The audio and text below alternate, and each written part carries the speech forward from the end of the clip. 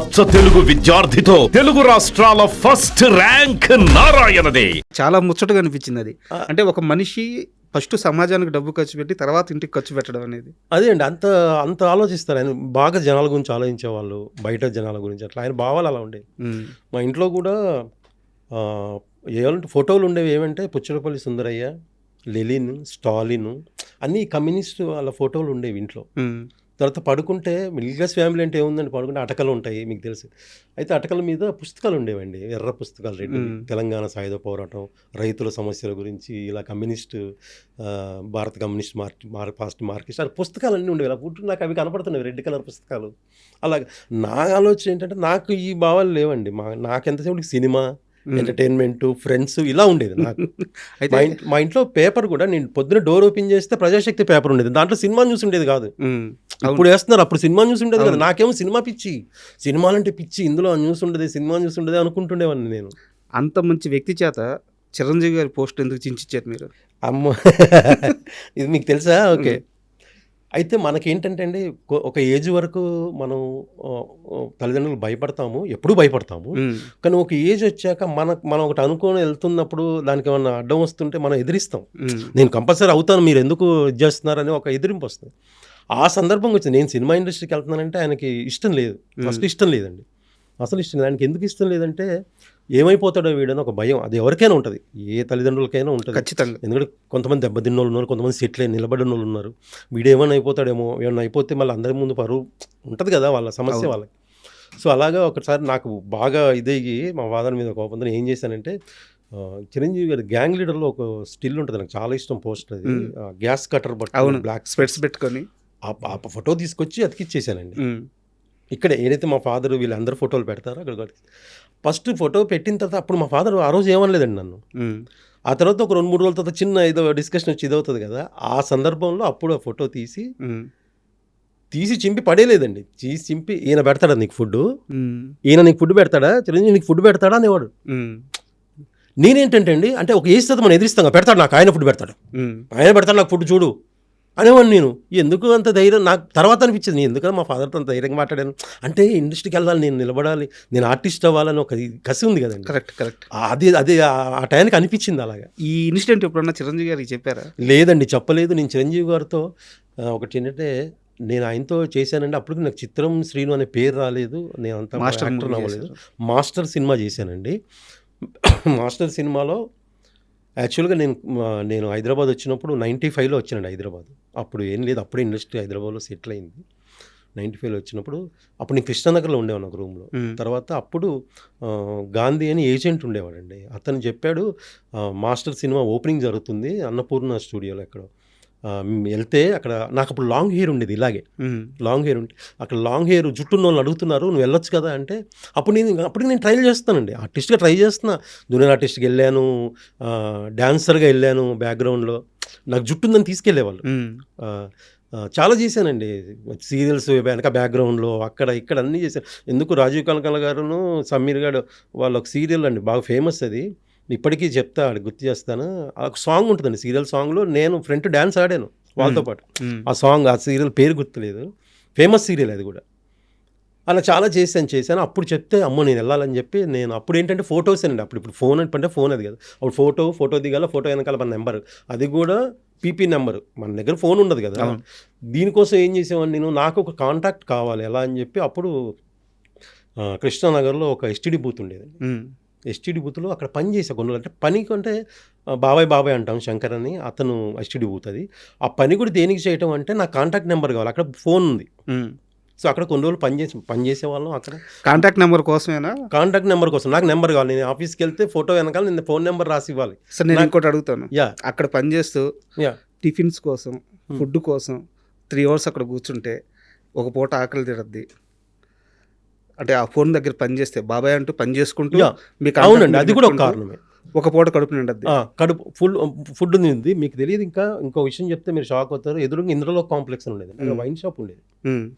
అక్కడ నైట్ వీళ్ళందరూ బీర్ తాగటానికి ప్లేస్ ఎత్తుక్కుంటూ వస్తే, నేను ఈ హెచ్డి బూత్ ఒక 4 ఫ్లోర్ ఉంటుంది పైన, ఆ పైన రాకేష్ మాస్టర్ ఇన్స్టిట్యూట్ ఉండేది, ఆ తర్వాత పెట్టాడు ఆయన. ఆ పైకి వెళ్ళి నేనే ఇన్వైట్ చేశాను, రండి పైకి వెళ్ళి తాగండి, బీర్ బాటిల్స్ అక్కడే వదిలేసి వెళ్ళండి అని. బీర్ బాటిల్ ₹2 వస్తాయి. ఓకే. బీర్ బాటిల్ ₹2 వస్తాయి. పొద్దున్న మళ్ళీ నేను అంటే నైట్ వీళ్ళు అందరూ వెళ్ళిపోయాక 12-12:30కి వెళ్ళిపోయి ఎన్ని బీర్ బాటిల్స్ అన్నీ ఒక కవర్లో వేసుకొని వచ్చాను. మార్నింగ్ టిఫిన్కి వెళ్తుంది నాకు. సో అలాగ అక్కడ ఆ తర్వాత రవీంద్ర గారిని ఒక ఆయన పరిచయం, ఆయన న్యూస్ పేపర్ వేసేవారు మార్నింగ్. తర్వాత ఎర్లీ మార్నింగే స్టడీ బూత్కి బయట ఒక టేబుల్ దగ్గర న్యూస్ పేపర్స్ అమ్మేవాళ్ళం. అక్కడ ఎంతో కొంత చిల్లర వచ్చేది. తెలిసిందంటే కృష్ణానగర్లో సినిమా మీద పిచ్చితో వచ్చిన ఒక మనిషి కృష్ణానగర్లో ఎన్ని బాధలు పడాలో, ఎన్ని ఇబ్బందులు పడాలో అన్నీ పడ్డాడు చిత్రం సీను. అయితే చాలా షార్ట్ టైమే, ఎక్కువ టైం కాదు, చాలా షార్ట్ టైం, తక్కువ టైం, బట్ అన్ని కష్టాలు పడ్డాడు. పడ్డాం అంటే తప్పదండి. మనం ఈ అంటే ఫిల్మ్ ఇండస్ట్రీ కాదు, ఏ రంగంలో అయినా హార్డ్ వర్క్ చేసి కష్టపడకుండా ముందుకు వెళ్ళలేమండి. నేను అదే ఫిక్స్ అయ్యే బ్రెయిన్లో.